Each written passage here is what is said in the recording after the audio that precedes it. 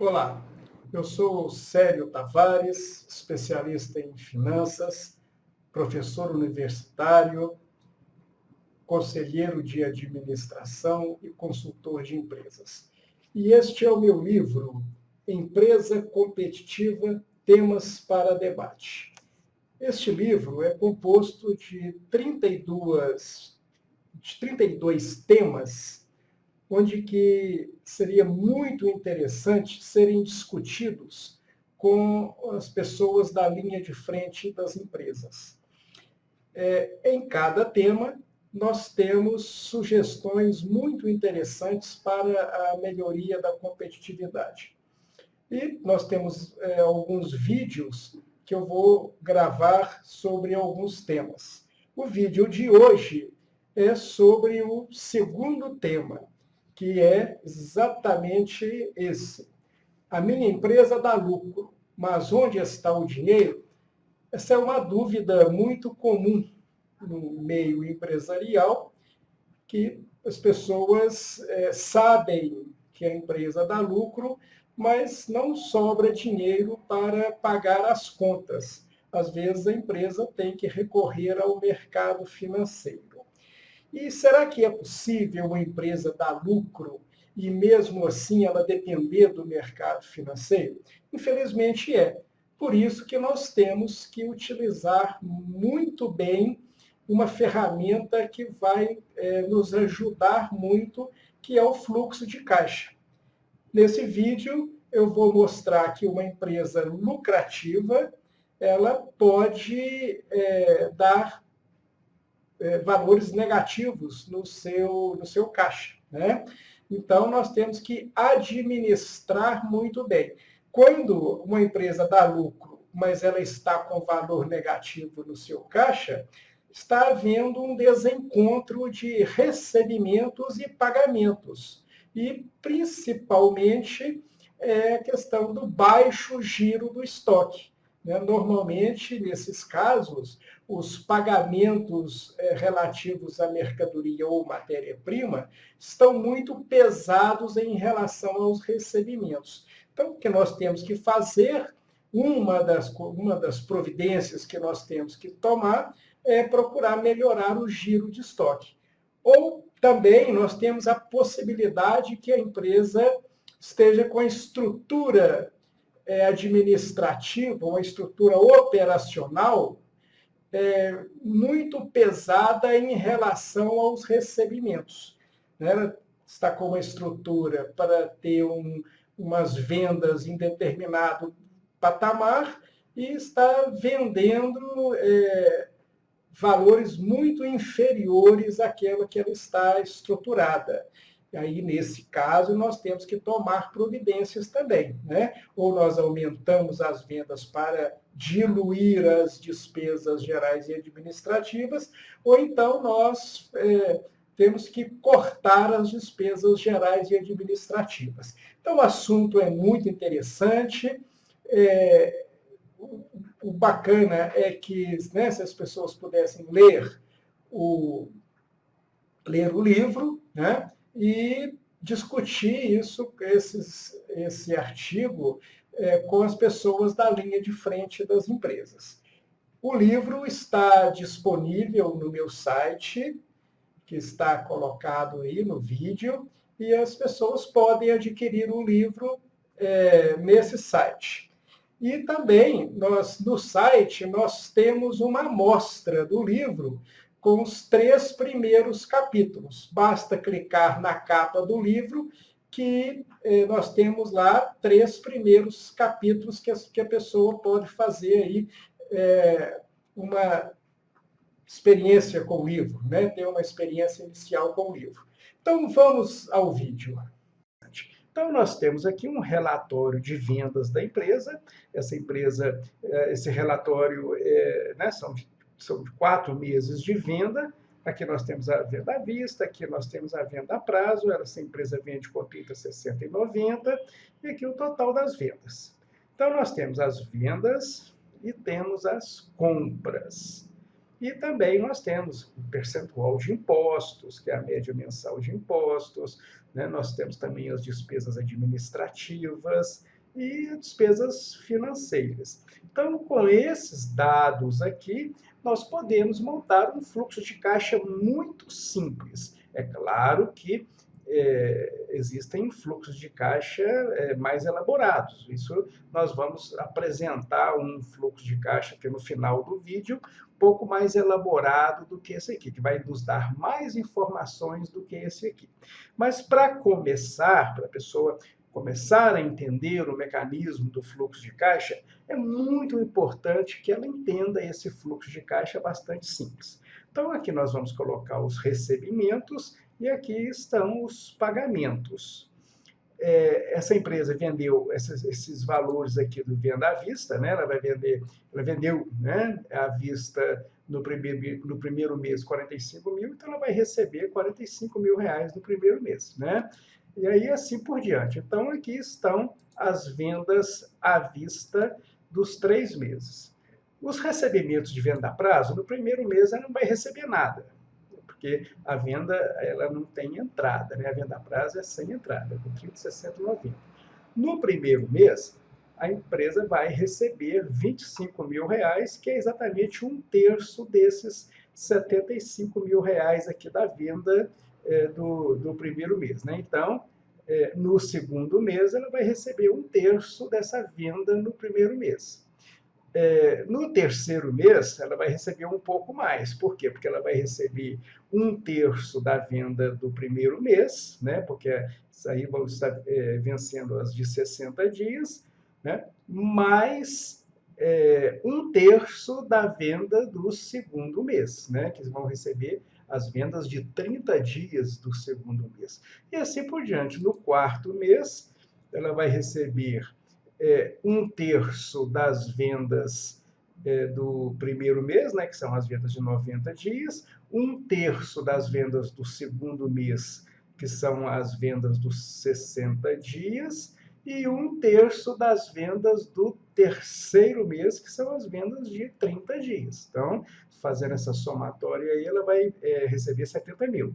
Então, a soma dos recebimentos são colocadas aqui, ó.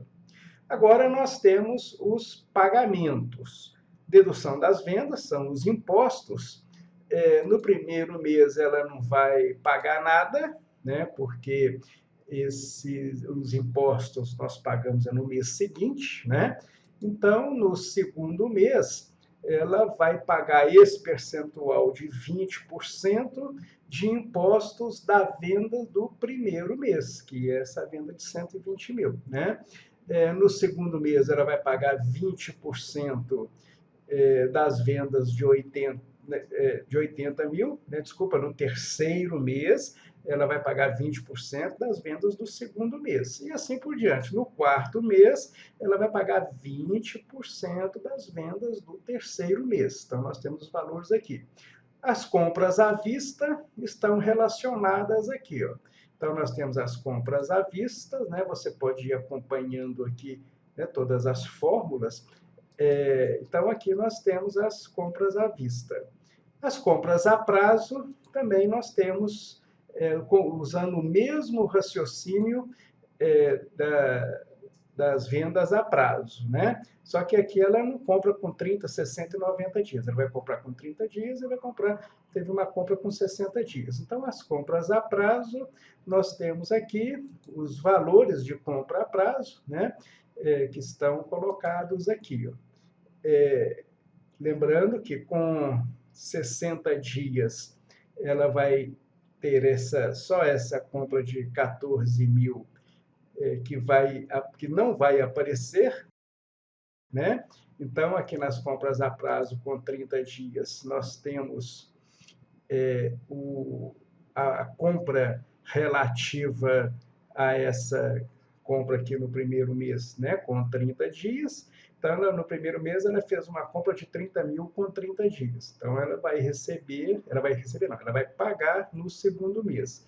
Depois, nós temos uma compra de 14 mil no terceiro mês, ela vai pagar a conta do segundo mês. e no quarto mês ela vai pagar a conta do terceiro mês, R$ 25.000. Despesas administrativas é uma média de R$ 29.000 por mês, né? Você pode utilizar aqui tanto esse percentual aqui de 29%, ou então esse valor. Se eu utilizar esse percentual aqui, os valores serão diferentes, mas a média vai dar a mesma coisa. O resultado final aqui não vai alterar. Mas, como nas despesas administrativas nós temos um valor médio mensal, coloquei aqui 29.000 por mês. Despesas financeiras, a mesma coisa. Nós temos um valor médio mensal, que foi colocado aqui R$ 1.000 por mês. Então, total de pagamentos, que vai ser a soma dos pagamentos, né? Então, agora nós temos todos os pagamentos. Então, o fluxo de caixa do mês, o que vai ser o fluxo de caixa do mês? Vai ser o total de recebimentos do primeiro mês, menos o total de pagamentos. Então, veja bem, a empresa recebeu R$ 45.000 e pagou R$ 72.000. Ficou com caixa negativo de R$ 27.000. Antes ela não tinha nada no caixa, então o saldo final de caixa ficou R$ 27.000. No segundo mês, a empresa teve um fluxo de caixa de R$ 59.000 negativo. Por quê? Porque ela recebeu R$ 45.000 e pagou R$ 104.000. Isso gerou 59 negativo. Já tinha 27 negativo, agora o caixa está em 86.000 negativo. E assim por diante, né, no terceiro e quarto mês. A empresa fechou o mês aqui, né, fechou o quarto mês com um saldo negativo de R$ 56.000. Isso é muito complicado, porque isso gerou, contribuiu para gerar essas despesas financeiras aqui, né? Então, dá para a gente perceber que a empresa tem lucro, né, um lucro médio de R$ 10.000, mas esse lucro médio de R$ 10.000 não está sendo suficiente para suprir a movimentação financeira da empresa. A empresa não tem capital de giro, né? E o lucro não é suficiente para suprir esse capital de giro, essa falta de capital de giro. Então, nós temos que ter muito cuidado, porque se continuar uma situação dessa, a empresa vai ficar dependendo do mercado financeiro a vida inteira, né? E isso nós temos que evitar. Mas como eu disse no início do vídeo, esse fluxo de caixa aqui é bastante simples, para que a pessoa tenha um primeiro contato e passe a entender o mecanismo do fluxo de caixa. Nós vamos apresentar aqui um fluxo de caixa de uma outra empresa, um fluxo de caixa mais elaborado. Então, nós temos aqui 3 meses de resultado, né, de caixa. Então, aqui nós temos os recebimentos operacionais. A empresa pode fazer os recebimentos com venda à vista, recebimentos em carteira e descontos de cheques, de duplicatas, enfim, descontos de títulos, né? Então, aqui nós temos todos os pagamentos, né? Essa soma aqui são as somas dos pagamentos, são as somas dos recebimentos da empresa nos 3 meses. Agora, nós temos aqui os pagamentos. Os pagamentos nós estamos dividindo aqui em classes, né? Então, nós temos pagamentos de mercadorias, né? Então, aqui nós temos fornecedores, isso aqui é uma empresa comercial, né? Então, são os pagamentos aqui de fornecedores e os fretes. Então, total dos pagamentos relativos a mercadorias, nós temos aqui. Pagamentos de impostos, então, esses são os pagamentos de impostos nos determinados meses, os impostos da empresa são esse aqui. Então, aqui nós temos o caixa bruto. O que é o caixa bruto? O caixa bruto são os recebimentos operacionais, menos pagamentos de mercadorias, menos pagamentos de impostos. Então, dá para a gente perceber aqui que o caixa bruto vai reduzindo, né, a cada mês. Então, o que nós podemos concluir? Nós podemos concluir que esses pagamentos de mercadoria aqui, eles estão ficando muito pesados em relação aos recebimentos. Os recebimentos não estão dando conta de suportar aqui com uma certa folga os pagamentos da mercadoria. Então, o nosso caixa bruto vai reduzindo em cada mês. Isso é um mau sinal, porque além do caixa bruto, nós temos outras contas que nós temos que levar em consideração. E se nós tivermos uma queda aqui, fatalmente nós vamos ter problema de capital de giro mais para baixo aqui, né, nos outros níveis de caixa.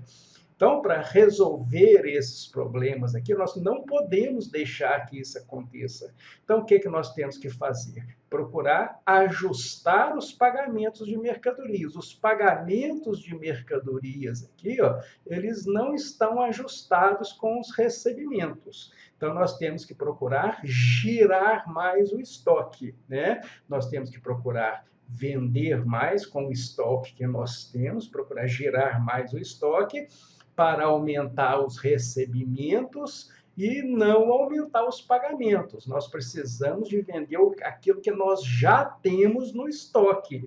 Né? Porque se a gente aumentar as vendas à custa de aumento aqui nos estoques, nós vamos continuar com o mesmo problema. Nós vamos vender mais, mas também nós vamos aumentar os nossos pagamentos de mercadoria. Né? Então, para resolver esse problema, nós temos que usar o estoque que nós já temos. Se for o caso, fazer alguma promoção, analisar preços, rever preços, enfim, temos que girar mais o estoque, senão vai ficar muito complicado. Então, depois do caixa bruto, aqui nós temos as despesas gerais e administrativas, aqui nós temos as despesas comerciais, e aqui nós temos o caixa operacional. O que é o caixa operacional? É o caixa bruto menos essas duas despesas. Então, olha o que aconteceu aqui na operação da empresa. No terceiro mês, a empresa teve que pagar R$ 3.395 a mais do que ela recebeu. Né? Então, a empresa gerou um caixa negativo, quer dizer que ela não está dando conta de pagar as contas operacionais, e isso é muito ruim, né? Porque isso vai gerar juros, né? E a empresa ainda está fazendo um investimento muito elevado, que nós vamos comentar aqui, ó. Então vai ser um problema muito sério esses 3.395 negativo, né? E esse problema começou desde aqui do caixa bruto, com a redução do caixa bruto. Isso vai refletir aqui no caixa operacional. Então, além dos pagamentos operacionais, nós temos os pagamentos de despesas não operacionais. Então, ela pagou de juros esses três valores aqui, e além disso, ela fez investimentos. Ora, essa empresa ela não está gerando caixa nem para os seus pagamentos operacionais, e ainda está fazendo investimento. Ela não tem condição nenhuma de fazer o investimento com resultado operacional. Por isso que ela tem que buscar no mercado financeiro. Ela fez aqui um financiamento de 160 mil. E, além disso, teve uma multa, né? E aqui ela paga os impostos, que são os refis, né? São os impostos financiados, financiamentos de impostos. Os impostos do período, eles são operacionais. Eles estão aqui, ó. Esses impostos aqui são impostos dos períodos passados. Eles eram operacionais de períodos passados, mas desse período eles não são operacionais, né? Eles são despesas não operacionais. Então, nós temos esse pagamento de imposto e aqui nós temos o caixa líquido. O que é o caixa líquido? O caixa líquido é o caixa operacional menos os pagamentos de despesas não operacionais. Então, aqui a empresa estava com 41.159 de caixa operacional, mas ela teve 60.618 de pagamentos não operacionais. Então, gerou um caixa negativo de 19 mil, aqui um caixa negativo de 36.728 e aqui um caixa negativo de 74.363. E, além disso, ela teve que fazer essas amortizações de empréstimos que foram contraídos no passado, né? E, por isso, a empresa teve que fazer um novo financiamento de 160 mil. Se ela não fizesse esse novo financiamento de 160 mil e tivesse todas essas despesas, esse caixa acumulado aqui, ó, estava bastante negativo, né? Se eu zerar aqui esse 160 mil, nós temos aqui um caixa que nem coube aqui na célula, um caixa de negativo de 152 mil reais, né? Mas ela entrou aqui com caixa com financiamento de 160 mil, ela teve um caixa acumulado aqui de 7.725, né? Bom, então o que aconteceu com a empresa? O que esse financiamento fez? Olha, esse financiamento aqui foi para pagar parte das despesas de investimentos, né? Então, se eu somar essas despesas de investimentos aqui, ó, nós vamos ver que vai dar um pouco mais de 160 mil. E, além disso, nas suas contas operacionais, né, a empresa ela teve um resultado negativo aí de R$ 3.395, que acabou consumindo de dinheiro, né? Ora, mas entraram só 160 mil, esses 160 mil aqui foi para pagar os empréstimos, os investimentos, e ainda essa soma aqui foi um pouco maior. De onde que ela tirou o dinheiro? Ora, ela tinha um caixa no início do mês, né, que é o final do mês anterior, de 15.648. Então, é um caixa que tinha antes de começar antes de começarem essas apurações. E ela fechou o caixa com 7.725. Então, ela consumiu 160 mil, mais essa diferença de 15.648 menos 7.725. Isso foi dinheiro que foi sendo corroído ao longo da operação. Então, nós temos que ter muito cuidado para fazer uma análise de fluxo de caixa, isso é muito importante, e o fluxo de caixa vai nos mostrar, né, como que o dinheiro entrou na empresa e, principalmente, como que o dinheiro saiu da empresa, né? E aí nós podemos fazer várias análises, como nós fizemos aqui, né? Então, o fluxo de caixa é o registro e controle do dinheiro que entrou e saiu, né? E como que o dinheiro entrou, como que o dinheiro saiu, isso é fundamental, né? O fluxo de caixa auxilia o planejamento das entradas e saídas futuras de dinheiro, claro, porque se eu fizer uma análise desse fluxo de caixa aí, nós podemos tomar decisões para melhorar essas entradas e saídas no futuro, né? E, claro, que não se deve gastar mais dinheiro que entrou no caixa da empresa, porque senão nós vamos ter um problema como nós temos aqui, né? Então, isso aí é muito importante, nós temos que fazer muitas análises, né?